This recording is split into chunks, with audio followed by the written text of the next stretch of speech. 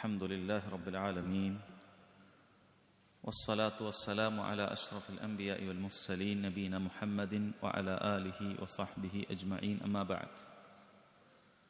ബഹുമാന്യരായ സഹോദരങ്ങളെ, സഹോദരിമാരെ, അബ്ദുൽ ഗനി അൽ മഖ്ദിസി റഹിമഹുല്ലാ ക്രോഡീകരിച്ച ഹദീസ് ഗ്രന്ഥമായ ഉംദത്തുൽ അഹ്കാമിൽ നിന്ന് കിതാബുൽ ബുയു ആണ്, കച്ചവടവുമായി ബന്ധപ്പെട്ട ഹദീസുകളാണ് നാം വായിച്ചു വരുന്നത്. കഴിഞ്ഞ ക്ലാസ്സിൽ നമ്മൾ ആരംഭിച്ച അധ്യായം ബാബുർ റഹ്നി വഗൈരി, പണയവുമായി ബന്ധപ്പെട്ട് അതല്ലെങ്കിൽ അതുപോലെയുള്ള ചില കാര്യങ്ങളാണ് നാം വായിച്ചു വരുന്നത്. ഈ അധ്യായത്തിൽ അടുത്ത ഹദീസ് അൻ അബ്ദുല്ലാഹി ബിൻ ഉമർ റളിയല്ലാഹു അൻഹുമാ أن النبي صلى الله عليه وسلم عامل أهل خيبر بشطر ما يخرج منها من ثمر أو زرع. ഹദീസ് ഉദ്ധരിക്കുന്നത് സ്വഹാബിയായ അബ്ദുല്ലാഹി ബിൻ ഉമർ റളിയല്ലാഹു അൻഹുമയാണ്. ഏറ്റവും കൂടുതൽ ഹദീസുകൾ ഉദ്ധരിച്ചിട്ടുള്ള സ്വഹാബികളിൽ ഒരാളാണ്.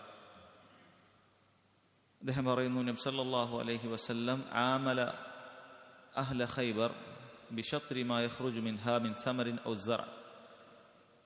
ഖൈബർ ഗോത്രക്കാർ അല്ലെങ്കിൽ ഖൈബറിലുള്ള ആളുകൾ, ഉദ്ദേശിക്കപ്പെടുന്നത് യഹൂദികളാണ്. നബി സല്ലല്ലാഹു അലൈഹി വസല്ലം യഹൂദികളോട് ആമല എന്ന് പറഞ്ഞാൽ ഒരു കരാറിൽ ഏർപ്പെട്ടു എന്നാണ്. എന്തിന്റെ കരാറിലാണ്? ബിശത്രി മാ യഖ്റുജു മിൻഹാ മിൻ സമറിൻ ഔ സറ. കൃഷിയിടങ്ങളിൽ അവർക്ക് കൃഷി ചെയ്യാനുള്ള അനുമതി നൽകിക്കൊണ്ട് അതിന്റെ പകുതി ലാഭം മുസ്ലിമീങ്ങൾക്കും പകുതി കൃഷി ചെയ്യുന്ന യഹൂദർക്കും എടുക്കാം എന്ന കരാറിൽ നബി സല്ലല്ലാഹു അലൈഹി വസല്ലം ഏർപ്പെട്ടിട്ടുണ്ട് എന്നാണ് പറയുന്നത്. ഇതിൽ ഫിഖ്ഹിയായിട്ടുള്ള ഫായിദകൾ, ഈ ബാബുമായി ബന്ധപ്പെട്ട ഫായിദകൾക്ക് പുറമെ ഒരുപാട് ഫായിദകൾ കൂടി ഈ ഹദീസിലുണ്ട്. കഴിഞ്ഞ ക്ലാസ്സിൽ നമ്മൾ ഖൈബറുമായി ബന്ധപ്പെട്ട ചില കാര്യങ്ങൾ പറഞ്ഞിരുന്നു. ഖൈബർ മദീനയിൽ നിന്നും അടുത്തുള്ള ഒരു പ്രദേശമാണ്. മദീനയിലെ വടക്ക് പടിഞ്ഞാറൻ പ്രദേശമാണ് ഖൈബർ എന്ന് പറയുന്നത്. മുസ്ലിമീങ്ങൾ ഹിജ്റ 8-ാം വർഷമാണ് അവിടെ ഫത്ഹാക്കിയത്. അതിനു മുമ്പ് യഹൂദരായിരുന്നു അവിടെ താമസിച്ചിരുന്നത്. ഷാമിലും മറ്റുമുണ്ടായിരുന്ന യഹൂദർ അവരുടെ വേദഗ്രന്ഥത്തിൽ വന്നതിൻ്റെ അടിസ്ഥാനത്തിൽ മദീനയിൽ ഒരു പ്രവാചകൻ ശത്രുക്കളെ തുരത്തി എത്തുന്നതായിരിക്കും എന്നറിഞ്ഞുകൊണ്ട് എത്തിയതാണ്. എന്നാൽ നമുക്കറിയുന്നത് പോലെ തന്നെ അവരുടെ പിൻഗാമികളിൽപ്പെട്ട ഒരാളായിരുന്നില്ല, ബനു ഇസ്രായേലിൽ നിന്നൊരാളായിരുന്നില്ല നബി സല്ലല്ലാഹു അലൈഹി വസല്ലം എന്നതിനാൽ ബനു ഇസ്മായിൽ നിന്നാണ് മുഹമ്മദ് മുസ്തഫ സല്ലല്ലാഹു അലൈഹി വസല്ലം വന്നു എന്നതിനാൽ അവർ ആ നബി അംഗീകരിച്ചില്ല എന്ന് മാത്രമല്ല, ആ നബിയുടെ ഏറ്റവും വലിയ ശത്രുക്കളായി തീരുകയും ചെയ്തു. അങ്ങനെ അവർ ഖൈബറിലും സമീപ പ്രദേശങ്ങളിലും അവർ താമസിച്ചിരുന്നു. പിന്നീട് ഹിജ്റ 8-ാം വർഷം നബി സല്ലല്ലാഹു അലൈഹി വസല്ലം അവിടെ നമുക്കറിയുന്ന പ്രസിദ്ധമായ ഖൈബർ യുദ്ധത്തിലൂടെ ആ പ്രദേശം കീഴടക്കുകയായിരുന്നു. പിന്നീട് ആ സ്ഥലം മുസ്ലിമീങ്ങളുടെ കയ്യിലാണ്. നമ്മൾ കഴിഞ്ഞ ക്ലാസ്സിൽ മനസ്സിലാക്കിയിട്ടുണ്ട്, നബി സല്ലല്ലാഹു അലൈഹി വസല്ലം ഉമർ ബിൻ ഖത്താബ് റളിയല്ലാഹു അൻഹുവിനെ പോലെയുള്ള സഹാബികൾക്കൊക്കെ അതിൽ വലിയ സ്ഥലങ്ങൾ മുറിച്ചു കൊടുത്തിരുന്നു. അത്തരത്തിലുള്ള സ്ഥലങ്ങൾ മുസ്ലിമീങ്ങളുടെ കയ്യിലുണ്ട്. അപ്പോൾ ആ സ്ഥലങ്ങളിൽ നബി സല്ലല്ലാഹു അലൈഹി വസല്ലം യഹൂദരുമായി കച്ചവട ഇടപാടിൽ ഏർപ്പെട്ടിരുന്നു എന്നാണ് പറയുന്നത്. അപ്പോൾ യഹൂദർ അവർ സമ്പത്തുണ്ടാക്കുന്നതിൽ അറിയപ്പെട്ട ആളുകളാണ്. അവരെ സംബന്ധിച്ചിടത്തോളം പണമുണ്ടാക്കുക എന്നതിന് വേണ്ടി കഷ്ടപ്പെടുന്ന ആളുകളാണ്. അതിനുവേണ്ടി തടിമറന്ന് അധ്വാനിക്കുന്ന ഒരു വിഭാഗമാണ് പഴയ കാലഘട്ടം മുതൽ തന്നെ യഹൂദർ എന്നുള്ളത്. അതിനു വേണ്ടിയിട്ടുള്ള സാങ്കേതിക വിദ്യകളാകട്ടെ, ഏത് നിലക്കാകട്ടെ, തടി കൊണ്ട് അവർ അധ്വാനിച്ച് അവർ ഒരുപാട് പരിശ്രമിക്കുന്ന ആളുകളാണ്. കൃഷിയിൽ അവർക്ക് വലിയ കഴിവുമുണ്ടായിരുന്നു. അതുകൊണ്ട് തന്നെ നബി സല്ലല്ലാഹു അലൈഹി വസല്ലം അവരുമായി കൃഷിയുമായി ബന്ധപ്പെട്ട ചില കോൺട്രാക്റ്റിൽ ഏർപ്പെടുകയാണ്. പ്രത്യേകിച്ചും യഹൂദർ ഇന്നത്തെ പോലെയല്ല. ഇന്ന് മുസ്ലിമീങ്ങളോട് മുഹാരിബുകളായിട്ട് യുദ്ധം ചെയ്യുന്നവരായിട്ടാണ് യഹൂദരുള്ളത്. ഒരു നിലക്കുള്ള സഹകരണവും ഒരു മുസ്ലിമിനെ സംബന്ധിച്ചിടത്തോളം ഒരു യഹൂദിയോടൊന്നും പാടില്ലാത്തതാണ്. എന്നാൽ അന്ന് അങ്ങനെയല്ല. അന്ന് അവർ മുസാലിമീങ്ങളാണ്, സമാധാന ഉടമ്പടിയിലാണെന്ന് കഴിഞ്ഞിരുന്നത്. കാരണം മുസ്ലിമീങ്ങൾക്ക് ശക്തിയുണ്ട്, മുസ്ലിമീങ്ങളുടെ കയ്യിലാണ് മുഴുവൻ ശക്തിയും. അതുകൊണ്ട് തന്നെ യഹൂദർ അന്ന് സമാധാന ഉടമ്പടിയിലാണ്. അതുകൊണ്ടാണ് ഇത്തരത്തിലുള്ള ഇടപാടുകൾ നബി സല്ലല്ലാഹു അലൈഹി വസല്ലം നടത്തിയത് എന്നാണ് നമുക്ക് മനസ്സിലാക്കാൻ സാധിക്കുന്നത്. ഈ ഹദീസിൽ നിന്നുള്ള ഫായിദ പ്രധാനപ്പെട്ടത്, ഈ ബാബുമായി ബന്ധപ്പെട്ടത്, ഇത്തരത്തിലുള്ള ഇടപാടുകൾ നടത്താൻ സാധിക്കുമെന്നുള്ളതാണ്. ഇത്തരത്തിലുള്ള ഇടപാടുകൾ നടത്താം. യഹൂദരോട് ജവാസു തആമുലി മഅൽ യഹൂദ്, യഹൂദരോട് ഇത്തരത്തിലുള്ള ഇടപാടുകൾ അനുവദനീയമാണ്. അപ്പോൾ നബി സല്ലല്ലാഹു അലൈഹി വസല്ലം അവരോട് എന്ത് ചെയ്തിട്ടുണ്ട്? കച്ചവടം നടത്തിയിട്ടുണ്ട്. അവരുമായി ബന്ധപ്പെട്ടിട്ടുള്ള ഹദിയകൾ സ്വീകരിച്ചിട്ടുണ്ട്. ഒരു യഹൂദ സ്ത്രീ നൽകിയിട്ടുള്ള ഒരു മാംസത്തിൽ നിന്നാണ്, ആട്ടിറച്ചിയിൽ നിന്നാണ് നബി സല്ലല്ലാഹു അലൈഹി വസല്ലംക്ക് വിഷമേറ്റത് എന്നുള്ളത് കാണാൻ സാധിക്കും. അവിടുത്തെ വഫാത്തിന്റെ സമയത്ത് പോലും അവിടുന്ന് ആയിഷ റളിയല്ലാഹു അൻഹയോട് ആ കാര്യം പറയുന്നുണ്ടായിരുന്നു. മാസാലത് അക്ലതു ഖൈബറ തുആവിദുനി വൽ ആന അവാനു ഖിതാഇൽ അബ്ഹരി മിന്നി. ഖൈബറിൽ നിന്നും കിട്ടിയ ആ ഭക്ഷണം എനിക്കത് പ്രയാസമുണ്ടാക്കിക്കൊണ്ടേയിരിക്കുന്നുണ്ട്. ഇന്നിപ്പോൾ അതെന്റെ കണ്ടനാടി മുറിച്ചു കളയാറായിരിക്കുന്നു എന്ന് ആയിഷ റളിയല്ലാഹു അൻഹയോട് നബി സല്ലല്ലാഹു അലൈഹി വസല്ലം പറഞ്ഞിട്ടുണ്ട്. നബി സല്ലല്ലാഹു അലൈഹി വസല്ലം പൂർണ്ണമായി അത് ഭക്ഷിച്ചിരുന്നില്ല. അവർ ചോദിച്ചു, നബിക്ക് എന്താണ് ഏറ്റവും ഇഷ്ടപ്പെട്ടത്? പാട്ടിന്റെ മുൻഭാഗമാണ്, പ്രത്യേകിച്ചും അതിന്റെ കൈഭാഗമാണ് ഏറ്റവും ഇഷ്ടം എന്നറിയിച്ച പ്രകാരം അവർ ആ ഭാഗം തന്നെ നബി സല്ലല്ലാഹു അലൈഹി വസല്ലം നൽകി. പക്ഷേ അറിയാത്ത രൂപത്തിലുള്ള കടുത്ത വിഷം അതിൽ നൽകിയിരുന്നു. സ്വഹാബികളിൽ ചിലർ അത് കഴിക്കുകയും പിന്നീട് മരണപ്പെട്ടു പോവുകയൊക്കെ ചെയ്തിട്ടുണ്ട്. നബി സല്ലല്ലാഹു അലൈഹി വസല്ലം അത് വായിൽ വെച്ചതേ ഉള്ളൂ. അപ്പോഴേക്കും വഹി ഇറങ്ങിയിട്ടുണ്ട്. അത് കഴിച്ചില്ല. പക്ഷേ എന്നിരുന്നാലും ആ വിഷം അവിടുത്തെ ശരീരത്തിലേക്ക് പ്രവേശിച്ചിരുന്നു. പിന്നീടുണ്ടായിരുന്ന 3 വർഷം, ഹിജറ 8 മുതൽ അവിടുന്ന് വഫാത്താകുന്ന ഹിജറ 11 വർഷം വരെയും ഇതിന്റെ പ്രയാസങ്ങൾ അവിടത്തേക്കുണ്ടായിരുന്നു എന്നുള്ളതാണ്. അവസാനത്തിൽ മരണകാരണമായി പറയുന്ന ഒന്നും ഈ വിഷം തന്നെയാണ്. അതുകൊണ്ടാണ് അബ്ദുല്ലാഹി ബിൻ മസ്ഊദ് റളിയല്ലാഹു അൻഹുവിനെ പോലെയുള്ള ആളുകൾ സത്യം ചെയ്തുകൊണ്ട് പറഞ്ഞിരുന്നത് നബി സല്ലല്ലാഹു അലൈഹി വസല്ലം ഷഹീദാണ്. അവിടുന്ന് മരണപ്പെട്ടിട്ടുള്ളത് അവിടുത്തെ വീട്ടിൽ നിന്നാണെങ്കിലും ശരി, ഈ വിഷമേറ്റ് മരിച്ചതിനാൽ അവിടുന്ന് ഷഹീദാണ് എന്ന് സ്വഹാബികളിൽ ചിലർ സത്യം ചെയ്ത് പറയുമായിരുന്നു. സംഭവം നമ്മൾ പറഞ്ഞത്, യഹൂദരായി മുസ്ലിമീങ്ങൾ ഇടപാടുകൾ നടത്തിയിരുന്നു. കാരണം അന്ന് ഇന്നത്തേതുപോലെ മുഹാരിബിങ്ങളല്ല, മുസ്ലിമീങ്ങളോട് യുദ്ധം ചെയ്യുന്ന അവരുടെ നാടുകളിൽ നിന്ന് പുറത്താക്കുന്ന രൂപത്തിലായിരുന്നില്ല. മറിച്ച് സഹകരിക്കുന്ന രൂപത്തിൽ സമാധാന ഉടമ്പടിയിൽ കഴിയുന്നവരായിരുന്നു യഹൂദർ എന്നുള്ളതാണ്. പ്രത്യേകിച്ചും അവർ പല കരാറിലും ഏർപ്പെട്ടിട്ടുണ്ടായിരുന്നു. പിന്നീട് അവർ കരാർ ലംഘിച്ചു എന്നുള്ളതെല്ലാം സത്യമാണ്. പിന്നീട് ഉമർ ഇബ്നുൽ ഖത്താബ് റളിയല്ലാഹു അൻഹുവിന്റെ കാലമാകുമ്പോഴേക്കും മുഴുവൻ യഹൂദ നസ്രാണികളെയും ജസീറത്തുൽ അറബിൽ നിന്നും തുടച്ചു നീക്കി എന്നുള്ളതും ചരിത്രമാണ്. നബി സല്ലല്ലാഹു അലൈഹി വസല്ലം വഫാത്താകുന്നതിന് മുമ്പ് നൽകിയിട്ടുള്ള പ്രധാനപ്പെട്ട ഒരു വസിയത്തും അത് തന്നെയായിരുന്നു. അഖ്രിജു അഹ്ലൽ കിതാബ് മിൻ ജസീറത്തുൽ അറബ്. ജസീറത്തുൽ അറബിൽ നിന്നും അഹ്ലുൽ കിതാബിനെ തുടച്ചു നീക്കണം, പുറത്താക്കണം എന്ന് നബി സല്ലല്ലാഹു അലൈഹി വസല്ലം അവസാനം ഹജ്ജത്തുൽ വദാ കഴിഞ്ഞ് മദീനയിലേക്ക് തിരിച്ചെത്തി മരണത്തിന് തൊട്ടുമുമ്പ് പറഞ്ഞ വസിയത്തുകളിൽ ഒന്നായിരുന്നു എന്നുള്ളത് നമുക്ക് കാണാൻ സാധിക്കും. ഇവിടെ നമ്മൾ പറഞ്ഞു വന്നത്, നബി സല്ലല്ലാഹു അലൈഹി വസല്ലം യഹൂദരായിട്ട് ഇടപാടുകൾ നടത്തിയിരുന്നു. അവിടുത്തെ കുടുംബത്തിന് വേണ്ടി ഭക്ഷണം വാങ്ങുന്നതിന് വേണ്ടി അവിടുന്ന് പണയമായിട്ട് അവിടുത്തെ പടച്ചട്ട പോലും യഹൂദിയുടെ കയ്യിൽ വെച്ചിരുന്നു. അങ്ങനെ തന്നെയാണ് അവിടുന്ന് വഫാത്താകുന്ന സമയത്ത് അങ്ങനെയാണ് വഫാത്തായത് എന്നെല്ലാം നമ്മൾ കഴിഞ്ഞ ക്ലാസ്സിൽ ഹദീസിൽ മനസ്സിലാക്കിയിട്ടുള്ളതാണ്. അതേപോലെ യഹൂദരായ ചിലർ രോഗിയായി കിടക്കുന്ന സമയത്ത് അവരുടെ ഇസ്ലാം ആശ്ലേഷണം പ്രതീക്ഷിച്ചുകൊണ്ട് നബി സല്ലല്ലാഹു അലൈഹി വസല്ലം അവർ സന്ദർശിച്ചിരുന്നു. ഒരു യഹൂദിയായ ഒരു ബാലൻ നബി സല്ലല്ലാഹു അലൈഹി വസല്ലം അവന്റെ അടുക്കിലേക്ക് ചെല്ലുന്നത് ഇസ്ലാമിലേക്ക് ക്ഷണിക്കാനാണ്. അസ്ലിം, നീ മുസ്ലിം ആകണം എന്ന് പറഞ്ഞു. ചെറിയ കുട്ടിയാണ്. ആ കുട്ടി തന്റെ പിതാവിന്റെ മുഖത്തേക്ക് നോക്കി. എന്താണ് ചെയ്യേണ്ടത്? മരിക്കാനായിട്ടുണ്ട്, ആ അവസ്ഥയിലെത്തിയിട്ടുണ്ട്. പിതാവ് പറഞ്ഞു, അത്തി അബുൽ ഖാസിം, അബുൽ ഖാസിം അനുസരിച്ചുകൊള്ളൂ. നബി സല്ലല്ലാഹു അലൈഹി വസല്ലം കുനിയത്താണത്. അങ്ങനെ ആ വ്യക്തി പറഞ്ഞു, അഷ്ഹദു അല്ലാ ഇലാഹ ഇല്ലല്ലാഹു വ അന്നക മുഹമ്മദൻ റസൂലുള്ളാഹ്, അല്ലാഹു അല്ലാതെ ആരാധനക്ക് അർഹനില്ല, താങ്കൾ അല്ലാഹുവിന്റെ ദൂതനാണ് എന്ന ഇസ്ലാമിന്റെ സത്യവാചകം അവിടുന്ന് പറഞ്ഞു. അപ്പോൾ അൽഹംദുലില്ലാഹില്ലദീ അൻഖദഹു മിനന്നാർ, നരകത്തിൽ നിന്നും ഈ കുട്ടിയെ രക്ഷിച്ച അള്ളാഹുവിനാകുന്നു സർവ്വസ്തുതിയും എന്ന് നബി സല്ലല്ലാഹു അലൈഹി വസല്ലം പറഞ്ഞിട്ടുണ്ട്. ഈ നിലക്കുള്ള ഇടപാടുകളെല്ലാം നബി സല്ലല്ലാഹു അലൈഹി വസല്ലം മുസ്ലിമീങ്ങളുടെ ശത്രുക്കളോട് നടത്തിയിട്ടുണ്ട്. ഇത് ഇസ്ലാമിന്റെ വലിയ മനോഹരമായ എടുത്തു പറയേണ്ട സ്വഭാവമാണ്. മുസ്ലിമീങ്ങളെ സംബന്ധിച്ചിടത്തോളം അവർ യഹൂദരെ എന്നല്ല, മുഴുവൻ മുശ്രിക്കുകളെയും വെറുക്കാനും അവരോട് ഏറ്റവും അകലം പാലിക്കാനും കൽപ്പിക്കപ്പെട്ട ആളുകളാണ്.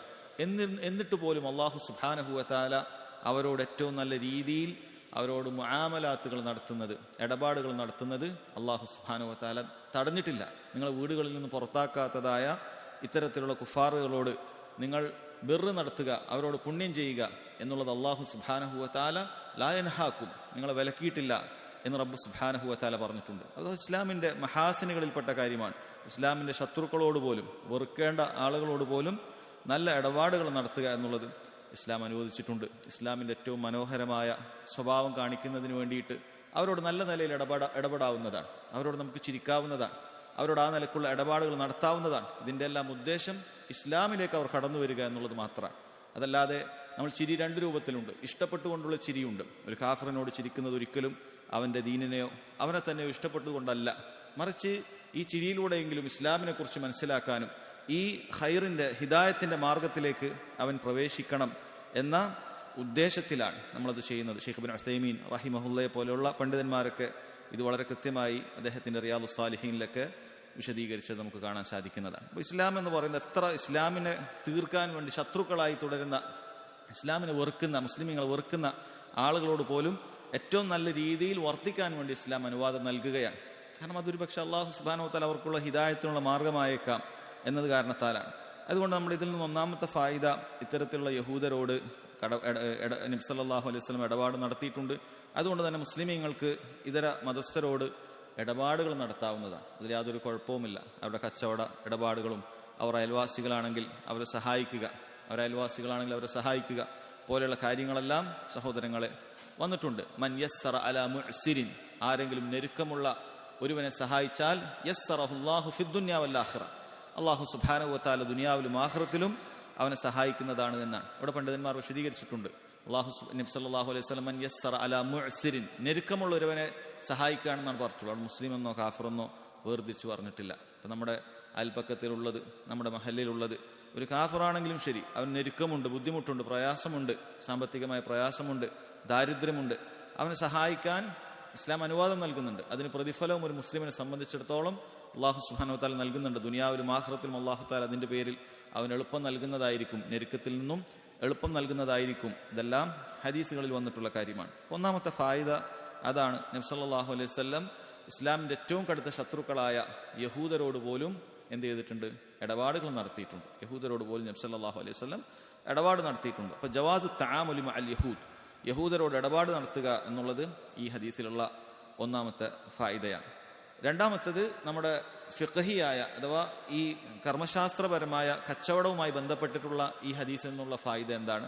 അന്നഹു യജൂസു ലിർറജുലി ഇദാ കാന ഇൻദഹു ബുസ്താൻ, ഒരു മനുഷ്യനെ സംബന്ധിച്ചിടത്തോളം അവന്റെ അടുക്കൽ ഒരു തോട്ടമുണ്ടെങ്കിൽ അവൻ അനുവദനീയമാണ്. വലാ യസ്തതിഉ അൻ യഖൂമ അലൈഹി അൻ യത്തഫിഖ മഅ ശഖ്സിൻ ഫയഖൂൽ, അവന് എന്ത് ചെയ്യാം? മറ്റൊരാളുമായിട്ട് ഒരു ഇടപാടിൽ ഏർപ്പെടാം, ഇത്തിഫാഖ് ചെയ്യാം. എന്താണ്?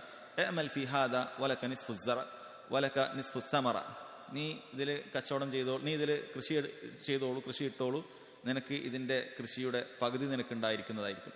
അല്ലെങ്കിൽ ഇതിൽ നിന്നും ഉണ്ടാകുന്ന കായ്കനികളിൽ പകുതി നിനക്കായിരിക്കും. ആ നിലക്ക് എന്ത് ചെയ്യാം? പ്രോഫിറ്റ് ഷെയറിംഗ് നടത്താവുന്നതാണ്. ആ നിലക്ക് കച്ചവടം നടത്താവുന്നതാണ്. അതായത് അവർക്ക് അതിൽ കഴിവുണ്ട്. ഇപ്പൊ നമ്മുടെ അടുത്ത് പറമ്പുണ്ട്, 1 ഏക്കർ പറമ്പ് നമ്മുടെ കയ്യിലുണ്ട്. അപ്പൊ അവിടെ നല്ല രീതിയിൽ കൃഷി ഇറക്കാൻ ഇവർക്ക് അറിയാം. ഇപ്പൊ നമ്മുടെ നാട്ടിലാണെങ്കിൽ ഏതെങ്കിലുമൊക്കെ മലയോര പ്രദേശത്ത് നമ്മുടെ കയ്യിൽ 1 ഏക്കർ സ്ഥലമുണ്ടെന്ന് വിചാരിക്കുക. ഇത്തരത്തിലുള്ള ഏതെങ്കിലും നസ്രാണിക്കോ അല്ലെങ്കിൽ അവിടെയുള്ള ആർക്കാണെങ്കിലും ശരി, ഇത് ആർക്കും ആണെങ്കിലും ചെയ്യാം, ഇവരോട് മാത്രമല്ല, അതിലാരാണ് അവിടെ കഴിവുള്ളത് അവർക്ക് വേണമെങ്കിൽ കൃഷി ചെയ്യാൻ നമുക്ക് അവിടെ സ്ഥലം കൊടുക്കാവുന്നതാണ്. സ്ഥലം നമ്മുടേതാണ്, കൃഷി അവരിറക്കും, അതിന്റെ കാര്യങ്ങളും അതിന്റെ വിത്തും അത് നോക്കലും എല്ലാം അതിന്റെ ഫൈനൽ പ്രൊഡക്റ്റ് വരെ അവർ ചെയ്യും. അതാണ് നമ്മൾ ഇത്തിഫാഖ്. ലാഭം നമ്മൾ ഷെയർ ചെയ്യും. അത് നബി സല്ലല്ലാഹു അലൈഹി വസല്ലം ഇതിൽ പറഞ്ഞത് പകുതിയും പകുതിയാണ്. പകുതി എടുക്കും, പകുതി അവർക്ക് ലഭിക്കും. ഷത്ർ എന്ന് പറഞ്ഞാൽ പകുതിയാണ്. പകുതി എന്ത് ചെയ്യും? അതിൽ നിന്ന് കിട്ടുന്ന കായ്കനികളാകട്ടെ കൃഷിയാകട്ടെ മുസ്ലിമീങ്ങൾക്കായിരിക്കും. ആരാണോ അതിൽ ഇത്തിഫാക്ക് ഏർപ്പെടുന്നതായിരിക്കും, ബാക്കി അവർക്കായിരിക്കും. അപ്പൊ എന്ന രൂപത്തിൽ എന്ത് ചെയ്യാം? ഇടപാടുകൾ നടത്താം. ഇനി അതിനനുസരിച്ചിട്ട് ഇതിന്റെ പ്രോഫിറ്റ് ഷെയറിങ് ഇത് മാറ്റാവുന്നതാണ്. ഒരാൾക്ക് അവിടെ വലിയ വിലയുള്ള സ്ഥലമാണ്, അപ്പൊ അതാണ് ഇപ്പൊ കൃഷിക്ക് കൊടുക്കുന്നത്. അപ്പൊ അത് വേണമെങ്കിൽ അങ്ങനെയുള്ള അല്ലെങ്കിൽ അത്രയും ഫലഭൂഷ്ടിയുള്ള ഒരു സ്ഥലമാണ്, അവിടെ എന്തുകൊണ്ടിട്ടാലും പെട്ടെന്നാവും, അല്ലെങ്കിൽ ചെയ്യേണ്ട കാര്യത്തിന് അത്ര വലിയ പണിയൊന്നുമില്ല, എന്തുകൊണ്ടിട്ടാലും പെട്ടെന്ന് ആവുന്നതാണ്, അതിന് ഒരുപാട് ചെലവൊന്നുമില്ല എങ്കിൽ സ്ഥല ഉടമക്ക് വേണമെങ്കിൽ എനിക്ക് 60 കിട്ടണം അല്ലെങ്കിൽ 70 കിട്ടണം എന്ന രൂപത്തിൽ പറയാം. അത് അവർ തമ്മിൽ യോജിപ്പോടുകൂടി ഇത്തിഫാഖ് ആവാവുന്നതാണ്. അതല്ലെങ്കിൽ സ്ഥലം ഒരു വിഷയമല്ല, സ്ഥലം ഒരു തീരെ ഫലപുഷ്ടിയില്ല, അതിലൊരുപാട് പണികളൊക്കെ എടുത്ത് നന്നാക്കേണ്ട, കൃഷിയൊക്കെ എടുത്ത് ചെയ്യേണ്ടതാണെങ്കിൽ കൃഷി ഇറക്കുന്ന ആൾ പറയും എനിക്ക് കുറച്ച് അധികം പണിയുണ്ട്, അവിടെ വെള്ളം ഉണ്ടാക്കണം, വെള്ളം വലിക്കണം, പല പരിപാടിയുണ്ട്, അപ്പോൾ എനിക്ക് 60 കിട്ടണം, നിങ്ങൾക്ക് 40 എന്ന നിലക്കാണ് നമുക്ക് ചെയ്യാൻ പറ്റുള്ളൂ. അവർക്കത് ചെയ്യാവുന്നതാണ്. ആ നിലക്ക് ഇത്തിഫാഖോടുകൂടി അത് ചെയ്യാവുന്നതാണ് എന്നാണ് ഇതിൽ നിന്ന് പറഞ്ഞിട്ടുള്ളത്.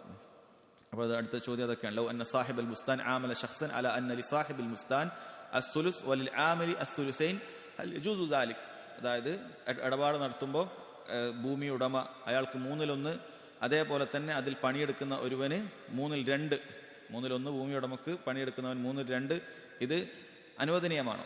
ഇബ്നു ഉസൈമീൻ റഹിമഹുല്ലാഹ് പറയുന്നു യജൂസ് لأن هذه مسألة تخلأ للعرض والطلب. കാരണം ഇത് പരസ്പരം അങ്ങോട്ടും ഇങ്ങോട്ടും പേശി കാര്യങ്ങൾ പറഞ്ഞ് ഇത്തിഫാക്കാവേണ്ടതാണ്. അതെങ്ങനെയാണ് എന്നുള്ളത് അതാവണം. അത് ബുദ്ധിപരമായി അവർക്കറിയാം. അവിടെ ഭൂമി വിട്ടുകൊടുക്കുന്നതാണോ പ്രയാസം, അല്ല കൃഷി ചെയ്യലാണോ അവിടെ പ്രയാസം, ഏതിനാണ് കൂടുതൽ വാല്യൂ എന്നൊക്കെ നോക്കിയിട്ട് അവർ അങ്ങോട്ടും ഇങ്ങോട്ടും ചെയ്യാവുന്നതാണ്. വലൗകാന ബിൽ അക്സ്, നേരെ തിരിച്ചു ആകാം. ഇനിയിപ്പോൾ ഭൂമി ഉടമക്ക് 2/3 പണിയെടുക്കുന്നവന് 1/3 ഈ രൂപത്തിലൊക്കെ ആകാവുന്നതാണ് എന്നാണ്. എന്നാൽ ഇവിടെ പ്രത്യേകം മനസ്സിലാക്കേണ്ട പാടില്ലാത്തതൊരു കാര്യം നമ്മൾ നേരത്തെ പറഞ്ഞ ഒരു രീതിയുണ്ട്. അതെന്താണെന്ന് വെച്ചാൽ അടുത്ത ചോദ്യത്തിൽ പറയുന്നുണ്ട്, ഫൈൻ കാല ഖായിൽ, ഒരു ചോദ്യകർത്താവ് ഇങ്ങനെ ചോദിക്കുകയാണെങ്കിൽ, ഇൻസാൻ ഇൻദഹു അർളുൻ, ഒരു മനുഷ്യന്റെ അടുത്തൊരു ഭൂമിയുണ്ട്, അഅതാഹ ശഖ്സൻ യസ്റഉഹ, മറ്റൊരാൾക്ക് അത് കൃഷി ചെയ്യാൻ വേണ്ടി നൽകി. വഖാൽ, അയാൾ പറഞ്ഞു, ലക ശർഖി വലിയൽ ഗർബി, നിനക്ക് കിഴക്ക് ഭാഗം എനിക്ക് പടിഞ്ഞാറ് ഭാഗം. ഹൽ യജൂദു ദാലിക്, അത് അനുവദനീയമാണ്. നമുക്കൊരു പറമ്പുണ്ട്, ഒരു വലിയ പറമ്പുണ്ട്, ഒരു കുന്നിന്റെ പ്രദേശത്തൊക്കെ പറമ്പുണ്ട്. നമ്മൾ പറയാണ് ഈ കുന്നിന്റെ മേൽഭാഗം ഒക്കെ നിനക്കാണ്, ഇതിന്റെ താഴ്ഭാഗം എനിക്കാണ്. നമ്മൾ ചിലപ്പോൾ വല്ലതും കണ്ടുവച്ചിട്ടുണ്ടാവും. താഴ്ഭാഗത്ത് പൊതുവെ നല്ല കൃഷി ആവുന്നുണ്ടാവും, അവിടെ കുറച്ച് വെള്ളത്തിന്റെ അംശമൊക്കെ കൂടുതലുണ്ടാകും, ഫലപുഷ്ടിയുള്ള മണ്ണായിരിക്കും. അങ്ങനെ എന്തെങ്കിലുമൊക്കെ കണ്ടിട്ട് നിന്റെ മേൽഭാഗത്തു നിന്ന് ഉണ്ടാവുന്ന എല്ലാ സാധനവും നിനക്ക് എടുക്കാം, ഒരു അതിർത്തിയൊക്കെ നിശ്ചയിച്ച് ആ ഭാഗം നിനക്ക്. ഈ താഴ്ഭാഗത്ത് നിന്ന് എന്തൊക്കെ ഉണ്ടാകുന്നോ അതൊക്കെ എനിക്ക്, അല്ലെങ്കിൽ തിരിച്ച് ആ രൂപത്തിൽ പറ്റുമെന്നാണ്. അത് പാടില്ല എന്നുള്ളതാണ്. ലാ യജൂസ്, അത് അനുവദനീയമല്ല. കാരണം ഇത് ഒരു ഗററുണ്ട്, ഇത് ജഹാലത്തുണ്ട്. അത് നമുക്ക് എന്താണ് അവിടെ കിട്ടുക ഇല്ല എന്നുള്ളത് അറിയില്ല. ഒരു ഭാഗ്യ പരീക്ഷണമാണ്. ചിലപ്പോൾ അതിൽ നന്നാവും, ചിലപ്പോൾ ഇതിൽ നന്നാവുകയില്ല. അപ്പോൾ രണ്ടാൾ തമ്മിൽ അങ്ങനെ ഷെയർ ചെയ്യുന്ന സമയത്ത് കോമൺ ആയിട്ടേ ഷെയർ ചെയ്യാൻ പാടുള്ളൂ. ഇപ്പോൾ ഒരു ഏക്കർ സ്ഥലമാണെങ്കിൽ വടക്കേ 50 സെന്റ് നിനക്കും തെക്കേ 50 സെന്റ് എനിക്കും എന്ന രൂപത്തിൽ ചെയ്യാൻ പാടില്ല. അവിടുന്ന് കിട്ടുന്ന കൃഷി നിനക്കും ഇവിടുന്ന് കിട്ടുന്ന കൃഷി എനിക്കും എന്ന രൂപത്തിൽ ചെയ്യാൻ പാടില്ല. മൊത്തത്തിൽ നമ്മൾ അതിൽ കൃഷി ചെയ്യും. എന്നിട്ട് അതിന്റെ ഷെയർ നമ്മൾ എത്രയാണോ പറഞ്ഞത് അതേപോലെ അതിൽ നിന്നും ലാഭം എടുക്കുക എന്നതാണ് അവിടെ അനുവദിക്കപ്പെടുകയുള്ളൂ എന്നാണ് പറയുന്നത്. മൂന്നാമത്തെ ഫായിദ, അന്നൽ മുസ്ലിമീന ഇദാ ഗനിയു അർളൻ മിൻ കുഫാർ മലകൂഹ, മുസ്ലിമീങ്ങൾ കുഫാറുകളെ പരാജയപ്പെടുത്തി വിജയിച്ചടക്കി കഴിഞ്ഞാൽ ആ സ്ഥലം മുസ്ലിമീങ്ങൾ അവരുടെ അധീനതയിൽ വരുന്നതാണ്. ലഅന്ന നബിയ സല്ലല്ലാഹു അലൈഹി വസല്ലം മലക ഖൈബർ, നബി സല്ലല്ലാഹു അലൈഹി വസല്ലമക്ക് ഖൈബർ ലഭിച്ചിട്ടുണ്ട്. വഖസമഹ ഫി അസ്ഹാബി, സ്വഹാബികൾക്കിടയിൽ അത് ഭാഗിച്ചിട്ടുണ്ട്. വഅതാഹൽ യഹൂദ യഅമലൂന ഫീഹ, അങ്ങനെ യഹൂദികൾക്ക് ഇപ്പോൾ ഈ പറഞ്ഞതുപോലെ അതിൽ പണിയെടുക്കാനുള്ള അവസരമൊക്കെ നൽകിയിട്ടുണ്ട് എന്നാണ്. ഈ ഹദീസിൽ നമ്മൾ പറഞ്ഞ പ്രധാനപ്പെട്ട ഈ ഫായിദകൾ എപ്പോഴും ഓർക്കുക. യഹൂദരുമായിട്ടുള്ള ഇടപാടുകൾ അനുവദിക്കപ്പെടുന്നുണ്ട്. ഇത് പറയുമ്പോൾ സാന്ദർഭികമായിട്ട് നമ്മൾ മനസ്സിലാക്കേണ്ട കാര്യമാണ്. ഏതെങ്കിലുമൊക്കെ മുസ്ലിം രാജ്യം ഏതെങ്കിലുമൊക്കെ കുഫാറുകളുമായി, അതായത് ആളുകൾ പൊതുവെ വെറുക്കുന്ന ചില രാജ്യങ്ങളൊക്കെ ഉണ്ടാകും, ചില വെസ്റ്റേൺ രാജ്യങ്ങളൊക്കെ ഉണ്ടാകും, പൊതുവെ അവരോട് വെറുപ്പുണ്ടായിരിക്കും. അപ്പോൾ ഏതെങ്കിലുമൊക്കെ ഒരു ഇസ്ലാമിക രാജ്യം അവരോട് എന്തെങ്കിലുമൊക്കെ കച്ചവട ഇടപാടിലൊക്കെ അവിടെ ഇൻവെസ്റ്റ് ചെയ്തു, അല്ലെങ്കിൽ അവർ തമ്മിൽ ഇടപാടിൽ ഏർപ്പെട്ടു എന്നൊക്കെ പറയുമ്പോൾ സാധാരണക്കാരെ ചില ആളുകൾ ധരിക്കുന്ന ഇസ്ലാമിന്റെ ശത്രുക്കളായിട്ടൊക്കെ കച്ചവടം ചെയ്യേ എന്നൊക്കെ ചിന്തിക്കുന്ന ആളുകളെ കാണാൻ സാധിക്കും. അവർ മനസ്സിലാക്കേണ്ടത് നബി സല്ലല്ലാഹു അലൈഹി വസല്ലം ഇസ്ലാമിന്റെ ഏറ്റവും വലിയ ശത്രുക്കളായ യഹൂദരോട് ഇടപാട് നടത്തിയിട്ടുണ്ട്. അതിൻ്റെതായ ഭരണാധികാരികൾക്ക് അറിയാം, മുസ്ലിമീങ്ങൾക്ക് അതിൽ കൊണ്ടുണ്ടാകുന്ന മസ്ലഹത്തിനെ കുറിച്ച് അവർക്കറിയാം. ഇതിങ്ങനെ ചെയ്യുന്നത് കൊണ്ട് മസ്ലഹത്തിനെ കുറിച്ചിട്ട് അവർക്കറിയാവുന്നതാണ്. ഉദാഹരണത്തിന് ഞാൻ പറയുകയാണെങ്കിൽ, നേരെ പറയുകയാണെങ്കിൽ, സൗദി അറേബ്യ പോലുള്ള രാജ്യങ്ങൾ ചിലപ്പോൾ അമേരിക്കയുമായിട്ടൊക്കെ എന്ന കാര്യത്തിലൊക്കെ അവർ ഉടമ്പടിയിൽ ഏർപ്പെടാറുണ്ട്. പ്രത്യേകിച്ച് ഇപ്പോൾ പറയുകയാണെങ്കിൽ അവിടെയുള്ള പെട്രോളിയം റിഫൈനറി, അതിൻ്റെ ഏറ്റവും പ്രധാനപ്പെട്ട ഉടമ്പടി കുറച്ചു കാലം മുമ്പ് വരെയും ഉണ്ടായിരുന്നത് അറാംകോ എന്ന് പറയുന്ന അമേരിക്കൻ കമ്പനിയാണ്. കാരണം അവർക്കാണ് അതിൻ്റെ ടെക്നോളജി അറിയുന്നത്. ഇത് കൃത്യമായി ഭൂമിയിൽ നിന്ന് കുഴിച്ചെടുത്ത് അതിനെ റിഫൈൻ ചെയ്ത് ഫൈനൽ പ്രൊഡക്റ്റ് ആക്കുന്ന കാര്യങ്ങളും ടെക്നോളജിയൊക്കെ ഇവരുടെ അടുത്താണുള്ളത്. സൗദി അറേബ്യ എന്ന ആ നിലക്ക് പഠിച്ചു വന്നിട്ടില്ല ഇത്തരം കാര്യങ്ങളെ കുറിച്ചിട്ടൊക്കെ. അപ്പം അവരുമായിട്ട് ഇത്ര വർഷത്തേക്കുള്ള ഇടപാടിൽ ഏർപ്പെട്ടിട്ടുണ്ട്. അതിൻ്റെ പ്രോഫിറ്റ് കാര്യങ്ങളൊക്കെ ആ നിലക്ക് അവർ ചെയ്തിട്ടുണ്ട്. അപ്പോൾ അതെന്തിനു വേണ്ടിയിട്ടാണ്? അത് മുസ്ലിമീങ്ങൾക്ക് അതുകൊണ്ട് മസ്ലഹത്തുണ്ട്. ആ രാജ്യം അതിൻ്റെ അനുസരിച്ചുള്ള അള്ളാഹുവിൻ്റെ തൗഫീഖ് കൊണ്ടുള്ള വളർച്ച അവർക്കുണ്ടായിട്ടുണ്ട്. അപ്പം ആ രൂപത്തിൽ പുതിയ പുതിയ കാര്യങ്ങൾ വരുന്ന സമയത്ത് അവർ ചിലപ്പോൾ ഇത്തരം ശത്രു, അതായത് നമ്മൾ പുറമേ നമ്മൾ മനസ്സിലാക്കുന്ന അമേരിക്ക എന്ന് പറയുന്ന മുസ്ലിമീങ്ങൾ ഒരിക്കലും നല്ല നിലക്ക് ഉള്ള ഒരു രാജ്യമേ അല്ല. പക്ഷേ ഈ രാജ്യവുമായി അവർക്ക് വലിയ പ്രയാസമില്ല. അവർ ഒരു മുസാലിമായിട്ടാണുള്ളത്, അഥവാ സമാധാന ഉടമ്പടിയിലാണുള്ളത്. അവർ ശത്രുതയോ യുദ്ധമോ പ്രഖ്യാപിച്ചിട്ടില്ല. അപ്പം അങ്ങനെയുള്ള സാഹചര്യങ്ങളിൽ അവരുമായിട്ട് ഇടപാടുകൾ നടത്തുക എന്നുള്ളത് ഇസ്ലാമികമായി ശരിയാണ്.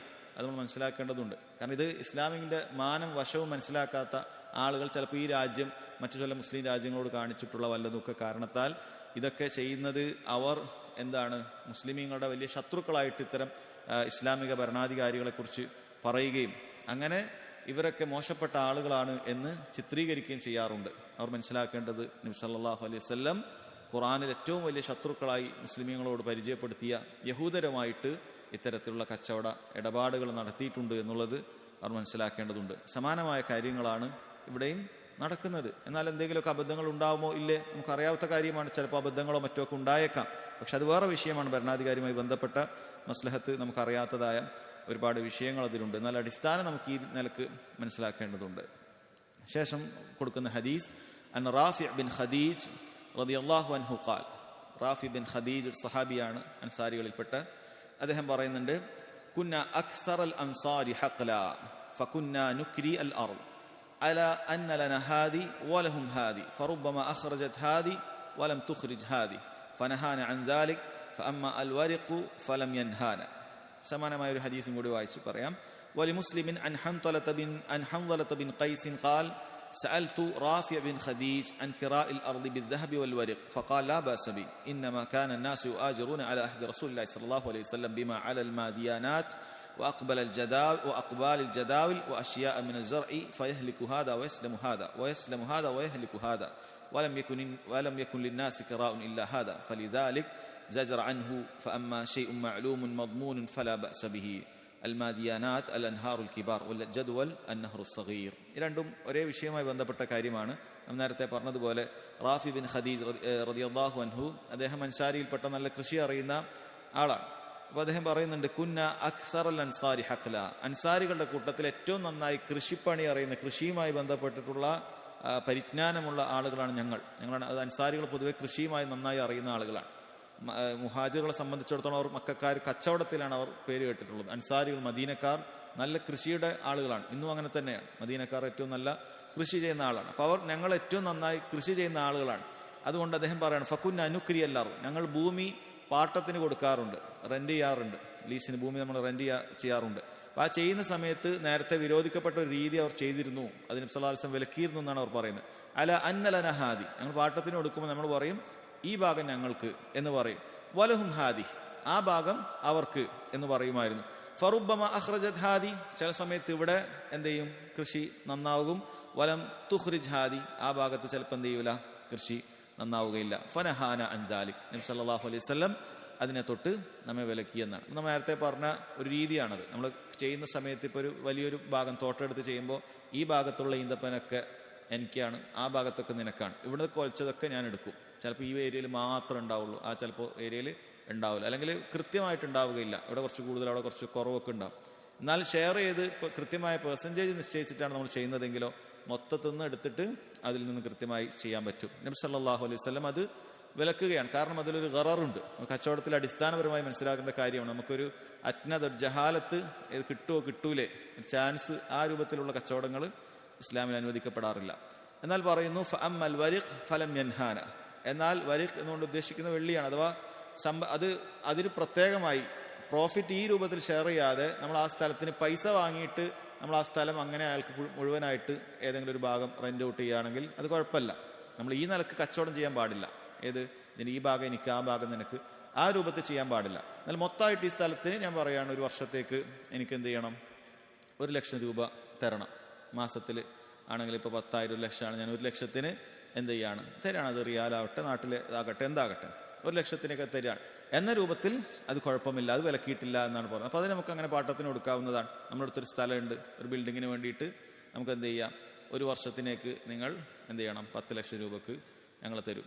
ആളുകൾ പൊതുവെ ചെയ്തുകൊണ്ടിരിക്കുന്ന കാര്യമാണ്. അല്ലെങ്കിൽ 10 വർഷത്തേക്ക് നമ്മൾ കോൺട്രാക്റ്റാണ്, വർഷാവർഷം ഇത്ര നിങ്ങൾ തരണം, അല്ലെങ്കിൽ ഇത്ര ഗഡുക്കളായിട്ട് തരണം, ഈ രൂപത്തിൽ ചെയ്യാവുന്നതാണ്. അതല്ലാതെ ഇപ്പോൾ ഒരു ബിൽഡിംഗ് വന്നാൽ ഈ ബിൽഡിങ്ങിന്റെ ഇന്ന ഭാഗത്തുള്ള പ്രോഫിറ്റൊക്കെ എനിക്ക്, ആ ഭാഗത്തുള്ളൊക്കെ പ്രോഫിറ്റ് നിങ്ങൾക്ക്, ആ രൂപത്തിൽ കാര്യങ്ങൾ ചെയ്യാൻ പാടില്ല. അതല്ലെങ്കിൽ അതിലുണ്ടാകുന്ന മുഴുവൻ കാര്യങ്ങളെയും മൊത്തത്തിൽ അത് ചെയ്യാവുന്നതാണ്. ചില പണ്ഡിതന്മാർ അത് കൃഷിയിൽ മാത്രമാണ് എന്ന് പറഞ്ഞവരുമുണ്ട്. കൃഷിയിൽ മാത്രമാണ് ഇത് വരുന്നത്. കാരണം കൃഷിയിലാണ് നമുക്കത് കണക്കാക്കാൻ പറ്റാത്തത്. ചിലപ്പോൾ നമ്മൾ പ്രതീക്ഷിക്കാത്ത സ്ഥലത്ത് കൃഷി ഉണ്ടാകും, ചിലപ്പോൾ പറ്റൂല എന്ന് വിചാരിക്കുന്നത് ചിലപ്പോൾ കൃഷിയാവും.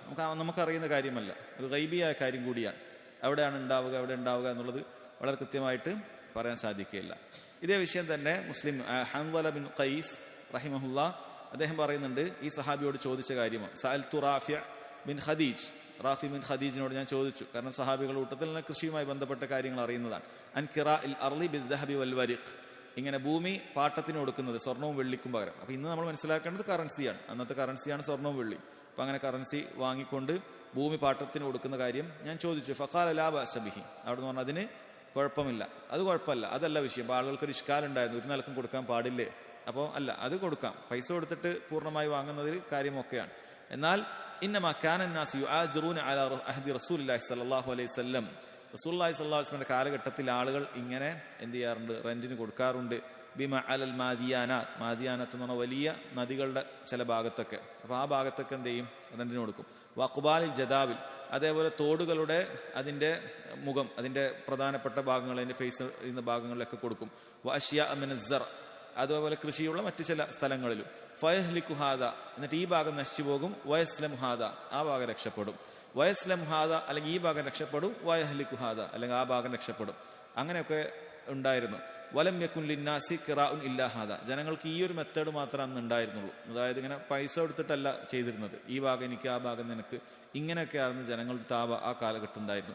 ഫലിദാലിക സജറ അൻഹു, അതുകൊണ്ടാണ് നബി സല്ലല്ലാഹു അലൈഹി വസല്ലം അതിനെ വിലക്കിയത്, താക്കീത് ചെയ്തത് എന്നാണ്. ഫഅമ്മ ഷൈഉൻ മഅലൂമുൻ മദ്മൂനുൻ ഫലാ ബഅസ ബിഹി, എന്നാൽ അറിയപ്പെടുന്ന ഒരു ഗ്യാരണ്ടിയുള്ള ഈ രൂപത്തിൽ പൈസ കൊടുത്തിട്ട് മൊത്തത്തിൽ അങ്ങനെ ചെയ്യുന്നതാണെങ്കിൽ ഫലാ ബഅസ ബിഹി എന്നാണ് പറയുന്നത്. അപ്പൊ അദ്ദേഹം അത് നബി സല്ലല്ലാഹു അലൈഹി വസല്ലമയിൽ നിന്നും മനസ്സിലാക്കിയതാണ്. തൊട്ടുമുമ്പത്തെ ഹദീസിൽ പണം കൊടുത്തിട്ടാണെങ്കിൽ ഫലം യൻഹാന, നമ്മളെ വിലക്കിയിട്ടില്ല എന്ന് പറയുന്നുണ്ട്. അവിടുത്തെ ആയ അൽമാദിയാനാത്ത് എന്ന് പറയുന്നത് പൊതുവെ അറബിയിൽ പ്രയോഗിക്കപ്പെടാത്ത വാക്കായതുകൊണ്ട് അതിന്റെ അർത്ഥം കൊടുത്തിട്ടുണ്ട്. അൽ അൻഹാറുൽ കിബാർ, വലിയ നദികളാണ്. ജദുവൽ അറിയപ്പെടുന്നത് തന്നെയാണ് അന്നഹ്റു സഗീർ, ചെറിയ നദിക്കാണ് ജദുവൽ എന്ന് പറയാറുള്ളത്. ഇതുമായി ബന്ധപ്പെട്ട് പാട്ടത്തിന് കൊടുക്കുന്നതുമായി ബന്ധപ്പെട്ട് പ്രത്യേകിച്ച് കൃഷിയും പാട്ടത്തിന് കൊടുക്കുന്ന സമയത്ത് ശ്രദ്ധിക്കേണ്ടതായ കാര്യമാണ് ഇതിൽ പറഞ്ഞിട്ടുള്ളത്. അത് കോമൺ ആയിട്ടാണ് നമ്മൾ പ്രോഫിറ്റ് ഷെയർ ചെയ്യേണ്ടത്. ഇന്ന ഭാഗം എന്ന് പറഞ്ഞിട്ട് നമ്മളങ്ങനെ കൂട്ടുവച്ചവടത്തിൽ ചെയ്യാൻ പാടില്ല എന്നുള്ള കാര്യം മനസ്സിലാക്കുക. അടുത്ത ഹദീസ് ഒരു ഹദിയ കൊടുക്കുന്നതുമായി ബന്ധപ്പെട്ട് ഒരു പ്രത്യേക നിലക്കുള്ള ഒരു സമ്മാനവുമായി ബന്ധപ്പെട്ടിട്ടുള്ള ഒരു കാര്യമാണ്. ഉംറ അല്ലെങ്കിൽ റുഖ്ബ എന്നൊക്കെ പറയുന്ന ഒരു രീതി ജാഹിലിയത്തിൽ ഉണ്ടായിരുന്നു. ഇന്ന് പൊതുവെ അത് കണ്ടുവരുന്ന ഒരു രീതിയല്ല. അപ്പൊ അതിനെക്കുറിച്ചിട്ടാണ് നബി സല്ലല്ലാഹു അലൈഹി വസല്ലം പറഞ്ഞത്. ജാബിർ ബിൻ അബ്ദുല്ലാഹ് റളിയല്ലാഹു അൻഹുമാ ഖാൽ ഖളാ റസൂലുള്ളാഹി സ്വല്ലല്ലാഹു അലൈഹി വസല്ലം ബിൽ ഉംറ ലിമൻ ഉഹിബത് ലഹു വഫി ലഫ്ളിൻ من أعمر له ولعقبه فإنها للذي أعطيها لا ترجع إلى الذي أعطاها لأنه أعطى عطاء وقعت فيه المواريث. وقال جابر إنما العمرة التي أجازها رسول الله صلى الله عليه وسلم أن يقول هي لك ولعقبك، فأما إذا قال هي لك ما عشت فإنها ترجع إلى صاحبها. وفي لفظ لمسلم أمسكوا عليكم أموالكم ولا تفسدوها فإنه من أعمر عمرة فهي للذي أعمرها حيا وميتا ولعقبه. ഉംറ എന്ന് പറഞ്ഞാൽ സഹോദരങ്ങളെ, സാധാരണ നമ്മൾ സമ്മാനം കൊടുക്കുന്ന എല്ലാവർക്കും അറിയാം. നമ്മൾ എന്തെങ്കിലുമൊക്കെ കൊടുത്തിട്ട് ഇന്നത് എടുത്തോളൂ, നീ എടുത്തോളൂ, ഈ ഇത്ര രൂപ നീ എടുത്തോളൂ, അല്ലെങ്കിൽ ഇന്ന സാധനം നീ എടുത്തോളൂ, ഇന്ന വാഹനം നീ എടുത്തോളൂ, ഇങ്ങനെയൊക്കെ ആളുകൾ പലപ്പോഴും സമ്മാനം കൊടുക്കാറുണ്ട്. എന്നാൽ ഈ ഉംറ എന്ന് പറഞ്ഞത് മുതഅല്ലിഖും ബിൽ ഉംർ, ആയുസ്സുമായി ബന്ധപ്പെട്ടത് കൊണ്ടാണ് അതിനങ്ങനെ പേര് വന്നത്, ഉംറ എന്ന് വന്നത്. നമ്മളെ ഉംറ താ അല്ല, അവിടെ അലിഫാണ്. ഉംറ ആയുസ്സുമായി ബന്ധപ്പെട്ട്, ഉമർ എന്ന് പറഞ്ഞാൽ ആയുസ്സാണ്. ഇതെങ്ങനെയാണെന്ന് വെച്ച് കഴിഞ്ഞാൽ ഒരാൾക്കൊരു സമ്മാനം കൊടുക്കും, എന്നിട്ട് പറയും നീ ജീവിച്ചിരിക്കുന്നിടത്തോളം നിനക്കിത് ഉപയോഗിക്കാം. ഉദാഹരണത്തിന് ഒരു വീട് ഒരാൾക്ക് കൊടുക്കാൻ, ഈ വീട് നിനക്കുള്ളതാണ്, എപ്പോൾ നീ മരിച്ചാൽ തിരിച്ചിങ്ങോട്ട് വരും, ആ നിലക്കാണ്.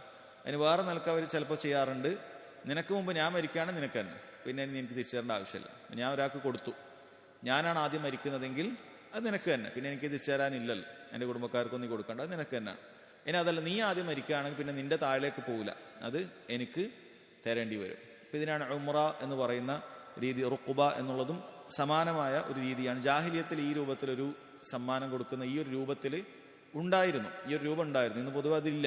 അപ്പൊ അങ്ങനെ ഉണ്ടായിരുന്ന സമയത്ത് നബി സല്ലല്ലാഹു അലൈഹി വസല്ലം അതിന് അനുകൂലമായി വിധിച്ചു. ലിമൻ ഉഹിബത് ലഹു, ആർക്കാണ് ലഭിക്കുന്നത് അയാൾക്ക് തന്നെയാണ് ഇത് ഉണ്ടാവുക എന്ന് പറഞ്ഞിട്ടുണ്ട്. അതാണ് ചില റിവായത്തിൽ പറഞ്ഞത് മൻ അഅമറ ലഹു വലി അഖ്ബിഹി, ആരെങ്കിലും ഇങ്ങനെ പറയുകയാണെങ്കിൽ, ഇന്നാൾക്ക് അഅമറ എന്ന് പറഞ്ഞാൽ ഈ നിലക്ക് കൊടുക്കുന്ന പ്രവർത്തിക്കാണ് പറയുന്നത്, നിന്റെ ആയുസ് വരെ നിനക്ക് ഉപയോഗിക്കാം എന്ന് പറയുന്ന പ്രവർത്തിക്കാണ് അഅമറ. ആരെങ്കിലും ഒരു വ്യക്തിക്ക് അങ്ങനെ കൊടുത്തു, വലി അഖ്ബിഹി, അവന്റെ ശേഷക്കാർക്കും അത് ഉപയോഗിക്കാം എന്ന് പറഞ്ഞിട്ടാണ് കൊടുക്കുന്നത്. അത് നിനക്കും നിന്റെ ശേഷക്കാർക്കും ഉപയോഗിക്കാം എന്ന് പറഞ്ഞിട്ടാണ് ഒരാൾ കൊടുത്തിട്ടുള്ളെങ്കിൽ ഫഇന്നഹാ ലില്ലദി ഉഅ്തിയഹാ, അത് നൽകപ്പെട്ടവനുള്ളതാണ്. പിന്നെ വേറൊരാൾ പോയി ഇപ്പുറത്തും ചോദിക്കാൻ പാടില്ല, നൽകപ്പെട്ടവനാണ്.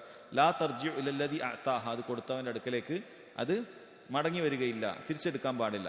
ലിഅന്നഹു അഅത അതാഅൻ വഖഅത് ഫീഹിൽ മവാരീസ്, കാരണം ശേഷക്കാർക്കും ഉള്ളതാണ് എന്ന് പറയുന്നതോടുകൂടി അത് മവാരീസിന് ഭാഗമായി, അതായത് അനന്തര സ്വത്തിന് ഭാഗമായി. അപ്പൊ ഈ വ്യക്തിക്ക് ഈ വീട് അയാൾക്ക് എടുത്താൽ അയാളെ ശേഷക്കാർക്കും എന്ന് പറഞ്ഞിട്ടുണ്ടെങ്കിൽ അയാളുടെ അനന്തരാവകാശികൾക്കും അത് ലഭിക്കുന്നതായിരിക്കും എന്നുള്ളതാണ്. അപ്പൊ ആ നിലക്കാണെങ്കിൽ അത് ചെയ്യാമെന്നാണ്. ജാബിർ റളിയല്ലാഹു അൻഹു പറയുന്നുണ്ട്, ഇന്നമൽ ഉംറ അല്ലതി അജാസഹ റസൂലുള്ളാഹി സ്വല്ലല്ലാഹു അലൈഹി വസല്ലം റസൂലുള്ളാഹി സ്വല്ലല്ലാഹു അലൈഹി വസല്ലം അനുവദിച്ചതായ ഉംറ എന്ന് പറയുന്നത് ഏതാണ്? അൻ യഖൂല ഹിയ ലക വലി അഖ്ബിക്, അങ്ങനെ പറയുന്നതാണ് റസൂല് അനുവദിച്ചത്. അതായത് ഇത് നിനക്കും നിന്റെ ശേഷക്കാർക്കും എന്ന് പറഞ്ഞിട്ട് ഒരാൾ മറ്റൊരാൾക്കൊരു വീടോ അല്ലെങ്കിൽ ഒരു വാഹനോ കൊടുക്കുകയാണെങ്കിൽ അതാണ് അനുവദിച്ചത്. ഫമ്മ ഇദാ ഖാല ഹിയ ലക മാ ഇഷ്ത്, അങ്ങനെ പറഞ്ഞാണ് ഒരാൾ കൊടുക്കുന്നെങ്കിൽ, നീ ജീവിക്കുന്നിടത്തോളം ഇത് നിനക്കുള്ളതാണ് എന്ന് പറഞ്ഞിട്ടുണ്ടെങ്കിൽ ഫഇന്നഹാ തർജിഉ ഇലാ സാഹിബിഹാ, കൊടുത്ത ആളുടെ അടുക്കലേക്ക് തന്നെ തിരിച്ചു വരും. അപ്പൊ അത് ഒരാൾ പറയാം, നീ ജീവിച്ചിരിക്കുന്ന കാലത്തോളം നിനക്ക് എന്ത് ചെയ്യാം, എൻ്റെ കാർ ഉപയോഗിക്കാം, നീ ജീവിച്ചിരിക്കുന്ന കാലത്തോളം എൻ്റെ വീട് നിനക്ക് ഉപയോഗിക്കാം, നീ മരിച്ചു കഴിഞ്ഞാൽ അത് എൻ്റെ കയ്യിലേക്ക് വരും എന്ന രൂപത്തിലാണ് ഒരാൾ പറഞ്ഞെങ്കിൽ അത് അയാൾക്ക് തിരിച്ചു വരുന്നത് തന്നെയായിരിക്കും. എന്നാൽ അതല്ല നിനക്കും നിന്റെ ശേഷക്കാർക്കും എന്ന നിലക്കാണ് പറഞ്ഞിട്ടുണ്ടെങ്കിൽ അത് ആർക്കാണോ നൽകപ്പെട്ടത് അയാൾക്ക് തന്നെ അതെടുക്കാമെന്നുള്ളതാണ്. ഇനി ഒരാൾ ഒന്നും പറഞ്ഞിട്ടില്ല, നിനക്കും നിന്റെ ശേഷക്കാർക്കും എന്ന് പറഞ്ഞിട്ടില്ല, നീ ജീവിച്ചിരിക്കുന്നോളം എന്നും പറഞ്ഞിട്ടില്ല, ഇതൊരു ഉംറയായിട്ട് ഇങ്ങനെ കൊടുക്കുകയാണെങ്കിൽ അവിടെ പണ്ഡിതന്മാർ പറയണം നാട്ടു നടപ്പനുസരിച്ചിട്ടായിരിക്കും അത് വിധിക്കപ്പെടുക. അത് നൽകപ്പെട്ട ആൾക്ക് കിട്ടുക എന്നുള്ളത് തന്നെയാണ് പൊതുവെ വിധിക്കപ്പെടുക എന്നുള്ളതാണ് ചില പണ്ഡിതന്മാർ പറഞ്ഞിട്ടുള്ളത്. ഇത് പൊതുവെ നമുക്ക് പെട്ടെന്ന് അതൊരു തസവൂറാകണം എന്നില്ല, നമ്മുടെ നാട്ടിലില്ലാത്ത, നമുക്ക് അതിലൊരു കാഴ്ചപ്പാട് കിട്ടണം എന്നില്ല. നാട്ടിലില്ലാത്ത രൂപത്തിലൊരു അറബികൾക്കിടയിൽ ഉണ്ടായിരുന്ന ഒരു രീതിയാണ്, അവർ കൊടുക്കുന്ന ഒരു രീതിയാണ്. പക്ഷെ അതിന് ഇസ്ലാം അതിൻ്റെ ഒരു വിധി നബി സല്ലല്ലാഹു അലൈഹി വസല്ലം പറഞ്ഞു കൊടുത്തു. ഈ നിലക്കാണെങ്കിൽ അത് അയാൾക്ക് തന്നെ ആയിരിക്കും, അതല്ലെങ്കിൽ അത് തിരിച്ചു വരും എന്ന് സ്വഹാബികൾ അത് വിശദീകരിച്ച് പറഞ്ഞു. അതല്ല ജീവിച്ചിരിക്കുന്നിടത്താണെങ്കിൽ അത് തിരിച്ചു വരും, അതല്ല നിന്റെ ശേഷക്കാർക്ക് എന്ന് പറഞ്ഞാൽ അത് അയാൾക്ക് തന്നെ കിട്ടുന്നതായിരിക്കും എന്നാണ് പറഞ്ഞിട്ടുള്ളത്. അടുത്തത് അഹ്കാമുൽ ജിവാറുമായി ബന്ധപ്പെട്ട അയൽവാസികളോട് കാണിക്കേണ്ട പ്രധാനപ്പെട്ട അഹ്കാമുകളിൽ ഇതുമായി ബന്ധപ്പെട്ട ഒരു ഹദീസാണ് കൊടുത്തിട്ടുള്ളത്. അൻ അബീ ഹുറൈറ റളിയല്ലാഹു അൻഹു അന്ന റസൂലുള്ളാഹി സ്വല്ലല്ലാഹു അലൈഹി വസല്ലം ഖാൽ, അബൂ ഹുറൈറ റളിയല്ലാഹു അൻഹു ഉദ്ധരിക്കുന്ന ഹദീസാണ്. നബി സല്ലല്ലാഹു അലൈഹി വസല്ലം പറഞ്ഞു, ലാ യംനഅന്ന ജാറുൻ ജാറ, ഒരു അയൽവാസി തന്റെ അയൽവാസിയെ തടയാൻ പാടില്ല. എന്ത് കാര്യത്തിൽ? അൻ യഗ്രിസ ഖശബതൻ ഫീ ജിദാരി, തന്റെ അയൽവാസി ഒരു ഖശബത്ത്, ഒരു മരത്തടി അത് ചുമരിലേക്ക് ചാരി വെക്കുക. ഇവിടെ നമ്മൾ ചില ആളുകൾ മനസ്സിലാക്കി വെറുതെ ചുമരിലേക്ക് ചാടുക, അങ്ങനെ വെറുതെ ചാരി വെക്കല്ല. ഇവിടെ അതുകൊണ്ട് ഉദ്ദേശിക്കുന്നത് ഒരു മേൽക്കുര ഉണ്ടാക്കുന്നതിന് വേണ്ടി പഴയ കാലത്തൊക്കെ പൊതുവിൽ എന്ത് ചെയ്യാറുണ്ട്, ഒരു മേൽക്കുര ഉണ്ടാക്കുമ്പോൾ അതിൻ്റെ ഒരു ഭാഗം ഇങ്ങനെ ചാഞ്ഞിട്ട് മതിലിലേക്ക് ഇങ്ങനെ കെട്ടും, അതിന് മതിലിലേക്ക് ഇങ്ങനെ കെട്ടും, അതിനൊരു സപ്പോർട്ടായിട്ട്. ഒരു വലിയ മതിലാണ് ഇപ്പുറത്തുള്ളതെങ്കിൽ അയൽവാസിന്റെ, അപ്പൊ അതിലേക്കൊരു സപ്പോർട്ടിന് വേണ്ടിയിട്ട് എന്ത് ചെയ്യും, ഇപ്പുറത്തെ വീടിന്റെ ഒരു പുറം ഭാഗമോ എവിടെയൊക്കെ ആകുമ്പോൾ അതിൻ്റെ ഒരു ഭാഗം എന്ത് ചെയ്യും, അത് എന്ത് ചെയ്യും, അയൽവാസിയുടെ മതിലിന്റെ മേലെ അത് വെക്കും. അപ്പൊ അങ്ങനെ ചെയ്യുന്നത് ഒരാളും തടയാൻ പാടില്ല എന്നാണ് നബി സല്ലല്ലാഹു അലൈഹി വസല്ലം പറഞ്ഞിട്ടുള്ളത്. നോക്കൂ സഹോദരങ്ങളെ, ഇത് പറയാനുള്ള പ്രധാനപ്പെട്ട കാര്യം, ഇത്തരം കാര്യങ്ങൾ ഉൾക്കൊള്ളണമെങ്കിൽ നബി സല്ലല്ലാഹു അലൈഹി വസല്ലം അയൽവാസി ബന്ധവുമായി ബന്ധപ്പെട്ട് പറഞ്ഞ ഹദീസുകൾ നമ്മൾ ശരിക്കും മനസ്സിലാക്കണം. അവിടുന്ന് പറഞ്ഞിട്ടുണ്ട്, ലാ യുഅ്മിനു അഹദുക്കും മൻ കാന യുഅ്മിനു ബില്ലാഹി വൽ യൗമിൽ ആഖിർ, ആരെങ്കിലും അല്ലാഹുവിലും അന്ത്യദിനത്തിലും വിശ്വസിക്കുന്നുണ്ടെങ്കിൽ ഫൽയുക്രിം ജാറഹ്, അവൻ തന്റെ അയൽവാസി ആദരിക്കട്ടെ എന്ന് നബി സല്ലല്ലാഹു അലൈഹി വസല്ലം പറഞ്ഞു. അപ്പൊ അല്ലാഹുവിലും അന്ത്യദിനത്തിലും വിശ്വസിക്കുന്ന ഒരാളാണെങ്കിൽ, അത്രയും വലിയ കാര്യം, ഈമാൻ കാര്യങ്ങൾ ശരിക്കും വിശ്വസിക്കുന്നു എന്ന് പറയുന്നുണ്ടെങ്കിൽ അയൽവാസി ആദരിക്കട്ടെ എന്ന് നബി സല്ലല്ലാഹു അലൈഹി വസല്ലം പറഞ്ഞിട്ടുണ്ട്. മറ്റൊരിക്കൽ അവിടുന്ന് പറഞ്ഞു, ജിബ്രീൽ ഒരിക്കൽ എൻ്റെ അടുക്കൽ വന്നിട്ട് ഇങ്ങനെ വസിയത്ത് പറഞ്ഞുകൊണ്ടേയിരുന്നു. എത്രത്തോളം എന്നാൽ അവസാനം എനിക്ക് തോന്നിപ്പോയി, ഒരാൾ മരിച്ചു കഴിഞ്ഞാൽ അയൽവാസിക്കും അനന്തര സ്വത്തിൽ നിന്നും വല്ലതും ഉണ്ടായേക്കുമോ എന്ന് തോന്നിപ്പോകുമാർ അത്രയും ഇങ്ങനെ ഹക്കുകൾ പറഞ്ഞു കൊടുത്തുകൊണ്ടേയിരുന്നു എന്നൊക്കെ പറഞ്ഞിട്ടുണ്ട്. അപ്പൊ അയൽവാസിയുമായി ബന്ധപ്പെട്ട ഹക്കുകൾ അതിന്റെ അദാബുകളുടെ കിതാബുകളിൽ ഒരുപാടുണ്ട്. ഇവിടെ പറയുന്ന ഈ ഒരു ഹക്ക് എന്ന് പറയുന്നത്, അയൽവാസി അങ്ങനെ ഒരു മരത്തടിയോ മറ്റോ ഒക്കെ അയാൾക്കൊരു ഇങ്ങനെ വെക്കേണ്ടതുണ്ട്. നിന്റെ മതിലിലേക്ക് അത് വരും ഒരു സപ്പോർട്ടിന്. ചിലപ്പോൾ രണ്ടാൾക്കും കൂടി ഒരു ചുമരേ ഉള്ളൂ, നമുക്ക് ചുമരിൽ വെക്കേണ്ടതായ വല്ല ഒരു ചുമരിൽ ഒരു ക്ലാമ്പ് അടിക്കുക, അല്ലെങ്കിൽ ചുമരിലേക്ക് ഒരു ഷീറ്റ് ഇറങ്ങി വരുന്ന രൂപത്തിൽ ഇങ്ങനെ എന്തെങ്കിലുമൊക്കെ വന്നു കഴിഞ്ഞാൽ അത് തടയാൻ പാടില്ല എന്നാണ്. എന്നാൽ പണ്ഡിതന്മാർ പറഞ്ഞിട്ടുണ്ട്, ലാക്കിൻ ഹാദാ മുഖയ്യദുൻ ബിശർത്ത്, പക്ഷെ ഇതൊരു നിബന്ധന, ഒരു ക്ലോസ് ഉണ്ട്. വഹുവ അല്ലാ യതദററൽ ജിദാർ, ആ മതിൽ പൊട്ടുന്ന രൂപത്തിലൊന്നും ഉണ്ടാകാൻ പാടില്ല. അയൽവാസി വലിയൊരു മരം കൊണ്ടുവന്നിട്ട് അവിടെ ചാർത്തി വെച്ചിട്ട് പിന്നെ പിറ്റേ ദിവസം മതിൽ പൊട്ടി പോവുക, ആ രൂപത്തിലേക്ക് പാടില്ല. എന്തുകൊണ്ടാണ്? ദീനുൽ ഇസ്ലാമിന്റെ പൊതുതത്വമാണ്, ഹദീസാണ്, ലാ ദററ വലാ ദിറാർ.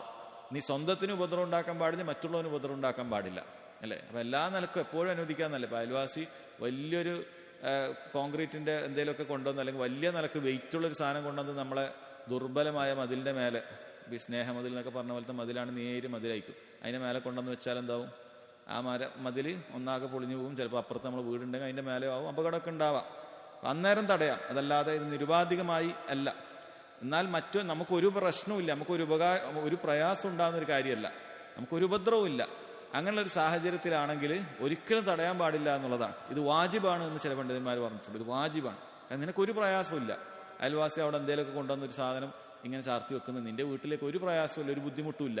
പക്ഷെ ഖേദകരമെന്ന് പറയുന്നത് ചില ആളുകളെ സംബന്ധിച്ചിടത്തോളം അത് വലിയ ഇത്തരം കാര്യങ്ങൾ പ്രശ്നം ഉണ്ടാക്കുന്നത് കാണാൻ സാധിക്കും. എന്തെങ്കിലുമൊക്കെ ഒരു മുള അവിടെയൊക്കെ കെട്ടി, ഒരു മരം അവിടെ കെട്ടിക്കഴിഞ്ഞാൽ അത് വന്ന് പൊട്ടിച്ചിടുക.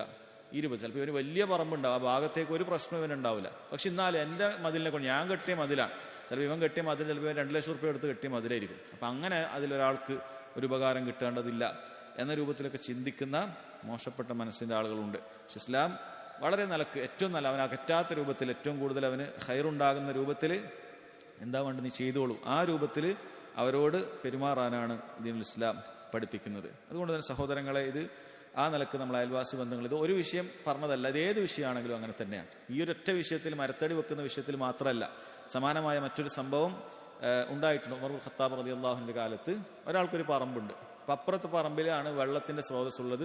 ഇയാൾക്ക് ഇതിന്റെ ഇപ്പുറത്തുള്ള പറമ്പിലേക്കാണ്, നടുവിൽ മറ്റൊരാളുടെ പറമ്പാണ്. അപ്പം വെള്ളം ഇവിടത്തേക്ക് എത്തിക്കേണ്ടതുണ്ട്. അപ്പൊ ഈ നടുവത്തെ ആളിത് തടസ്സം ഉണ്ടാക്കുകയാണ്. ഈ നടുവത്തെ വ്യക്തിയുടെ പ്ലോട്ടിലേക്ക് കൂടി ഈ ഒരു ഓവുചാലോ അല്ലെങ്കിൽ ആ രൂപത്തിൽ ചെറിയൊരു തോട് വെട്ടി വെള്ളം ഇങ്ങോട്ട് വരുന്നതിന് കൊണ്ട് ഇയാൾക്ക് യാതൊരു പ്രയാസമില്ല. അങ്ങനെ ഒരു സാഹചര്യമാണ്. വിഷയം ഉമർ ബിൻ ഖത്താബ് റളിയല്ലാഹുവിന്റെ അടുക്കലേക്ക് എത്തിയപ്പോൾ ഇങ്ങനെയാണ്, ഇയാൾക്കൊരു പ്രയാസമില്ല. വെള്ളത്തിലേക്ക് പോയാൽ പ്രത്യേകിച്ചും ആ നാടുകളിലൊക്കെ വെള്ളം അങ്ങനെ എല്ലായിടത്തും ഉണ്ടാവില്ല. അപ്പൊ അങ്ങനെ വെള്ളം പോവുകയാണെങ്കിൽ ഇയാൾക്കും അതുകൊണ്ട് ഉപകാരം, ഇയാൾക്കൊരു ദോഷമില്ല എന്ന് മാത്രമല്ല ഇയാൾക്കും അത് ഉപകാരമാണ്. പക്ഷേ ഇവന്റെ ദുഷ്ടചിന്ത, അവിടെയുള്ള വെള്ളം അങ്ങനെ എൻ്റെ പറമ്പിൽ കൂടെ അപ്പുറത്തേക്ക് പോകണ്ട, അങ്ങനെ വേറെ വഴിയില്ല ഇങ്ങോട്ടേക്ക് വെള്ളം എത്തിക്കാനുള്ളത്.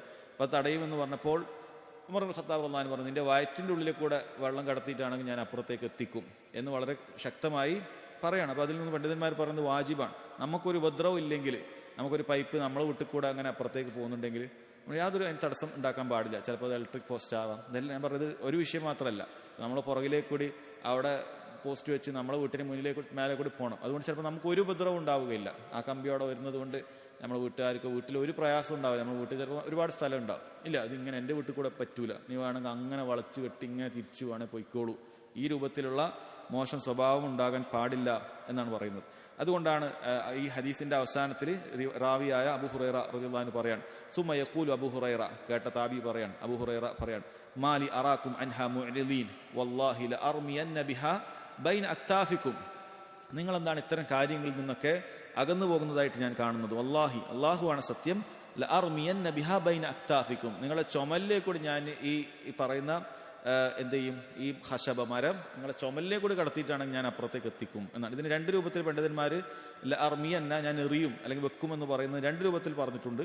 ചിലർ പറഞ്ഞു അദ്ദേഹം അതിന്റെ ഈ ഹദീസ് കൊണ്ട്, സുന്നത്ത് കൊണ്ട്, തെളിവ് കൊണ്ട് അദ്ദേഹം ഈ വിഷയം അവിടെ സ്ഥാപിച്ച ആളുകളെ പഠിപ്പിക്കും എന്നാണ് ഒരർത്ഥം. രണ്ടാമത്തത് പറഞ്ഞിട്ടുള്ളത് ഉമർ റളിയല്ലാഹു പറഞ്ഞതുപോലെയാണ്, നിന്റെ ചുമലിന്റെ മേലെ വെച്ചിട്ട് വടി അപ്പുറത്തേക്ക് എത്തിക്കണമെങ്കിൽ അത് ഞാൻ ചെയ്യും, നീ അങ്ങനെ തടയാൻ പാടില്ല എന്ന നിലക്കാണ്. അന്ന് അബൂ ഹുറൈറ റളിയല്ലാഹു അൻഹു മദീനയിലെ അമീറാണ് ആ കാലഘട്ടത്തിൽ. അപ്പം പറയുന്നതാണ്.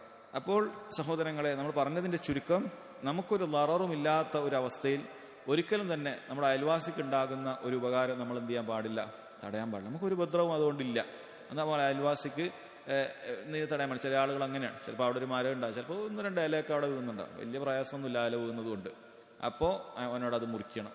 ചിലപ്പോൾ അവൻ നല്ല തണൽ കിട്ടുന്ന നല്ല ഉപകാരം ഉണ്ടാകുന്ന ഒരു മരമായിരിക്കും, പക്ഷെ ഇവനൊരു വാശിയായിരിക്കും, അത് നീ മുറിച്ചേ പറ്റുള്ളൂ, അത് അങ്ങനെ ആക്കിയേ പറ്റുള്ളൂ, നീ ഈ രൂപത്തിൽ ഉണ്ടാകരുത്.